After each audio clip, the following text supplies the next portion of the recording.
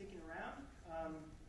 Today I wanted to talk about some work we've been doing with this group of birds that we call cappuccino seed eaters. This is rapid radiation, and we're interested in understanding the genes that are different between these incipient species.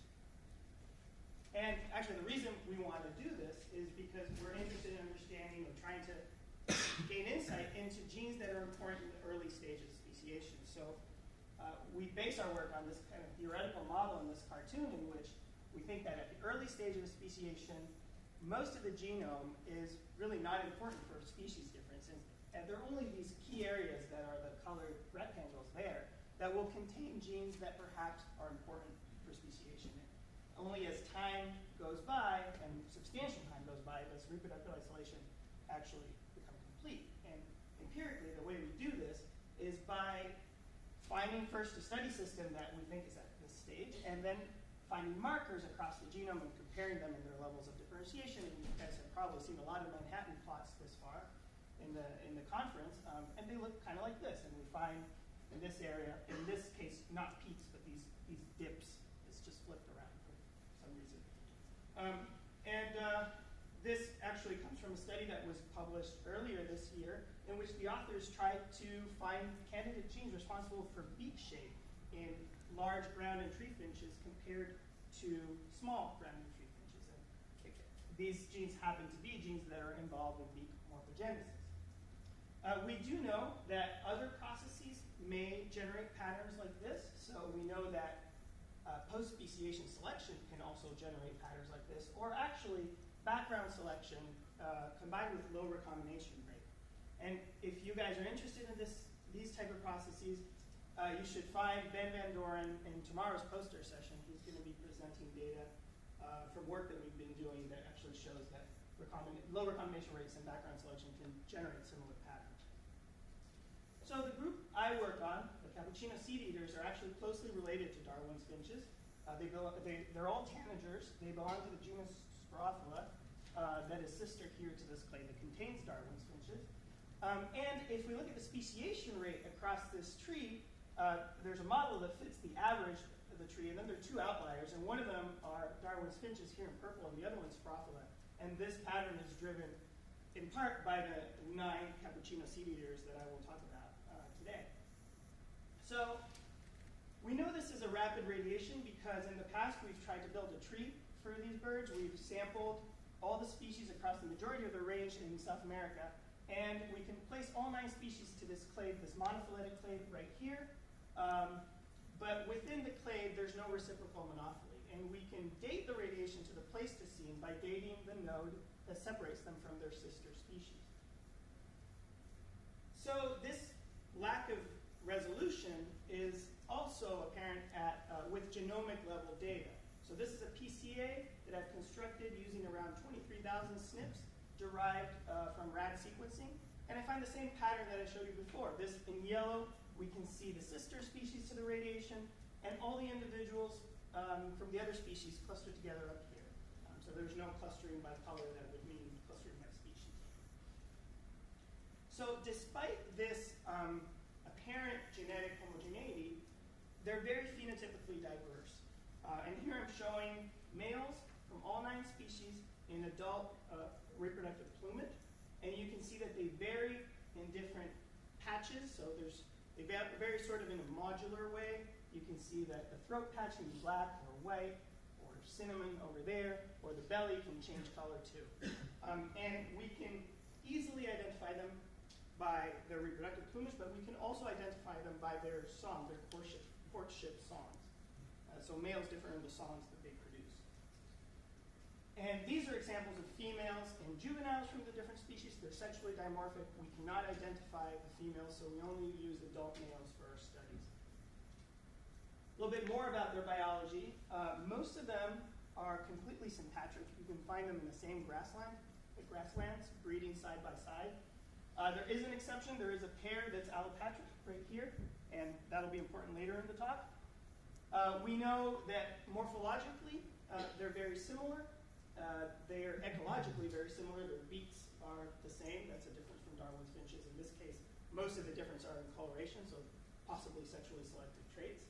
And as I said before, males produce different songs. But the important thing is that we know that males react differently to songs from their own species than songs from another species. We've actually done the playback experiments in the field, and we know they ignore the song from a different species, which is an important result. So the data I'll show you today is whole genome sequencing data from these 5 species here. The first thing we did was assemble a reference genome for this species here, combining Illumina and PacBio data.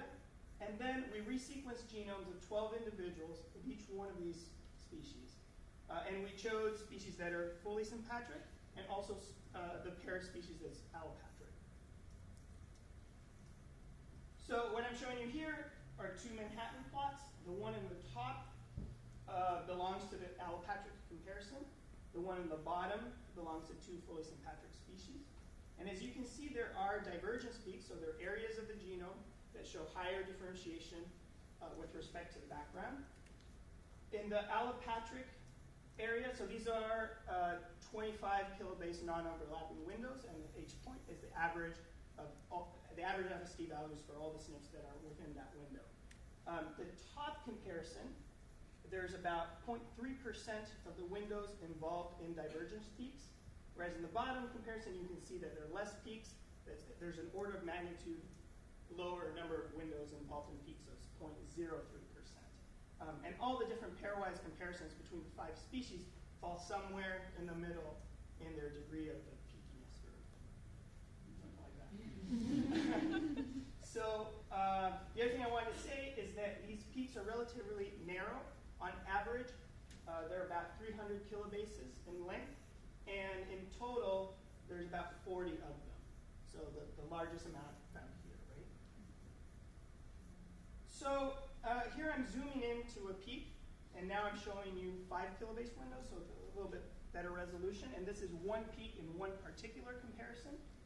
So we can ask, well, does this peak, do we see this peak in all the other pairwise comparisons? So what I'm showing you down here, you can't really see it that well, but these are all the different possible, the 10 different pairwise comparisons between these 5 different species. And as you can see, you can find this peak in actually 9 of the 10 different comparisons. So the question, when I saw these data, the question I wanted to ask is, okay, what's going on? Does each species carry a different haplotype under this area?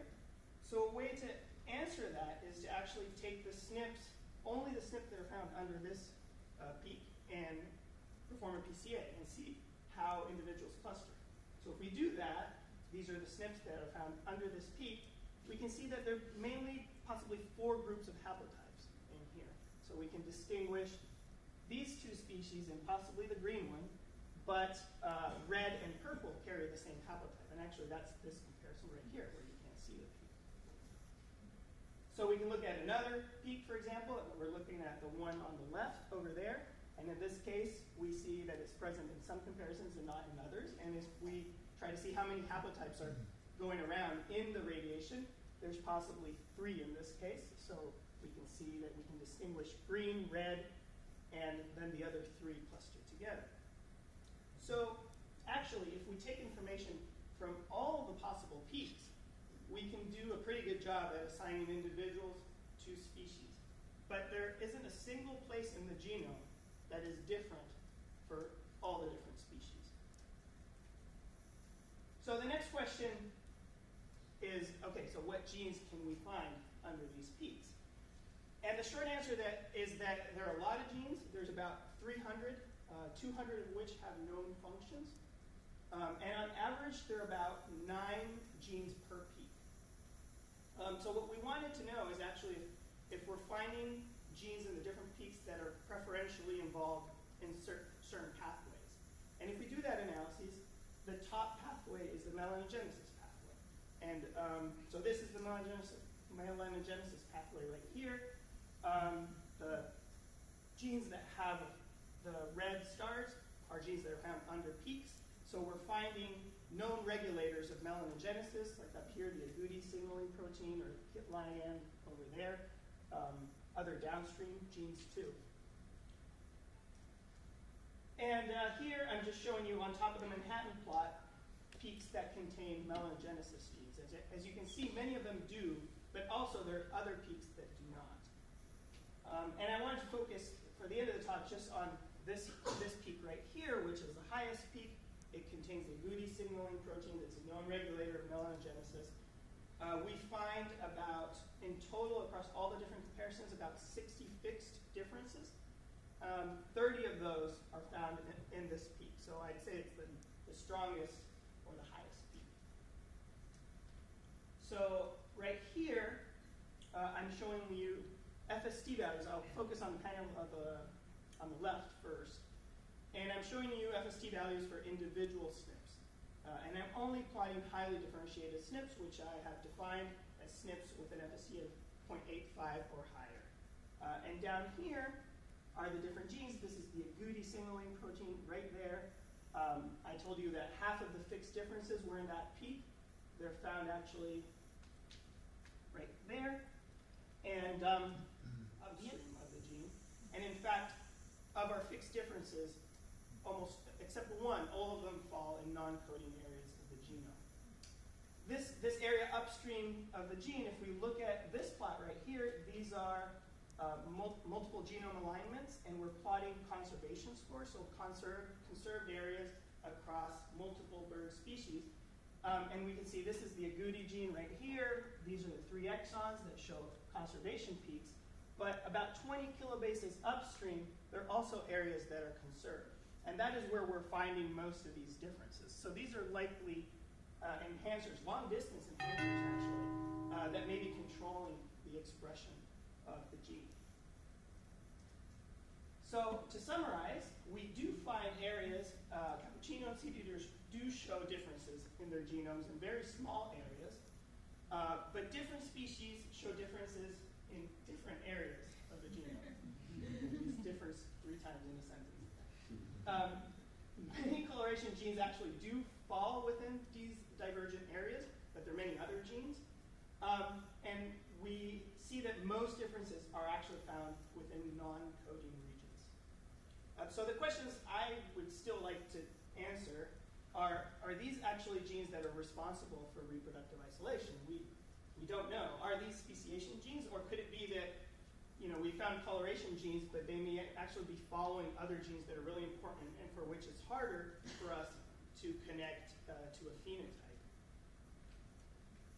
So I'd like to end by thanking the Lovett Lab and my finding sources, and I think I may have time for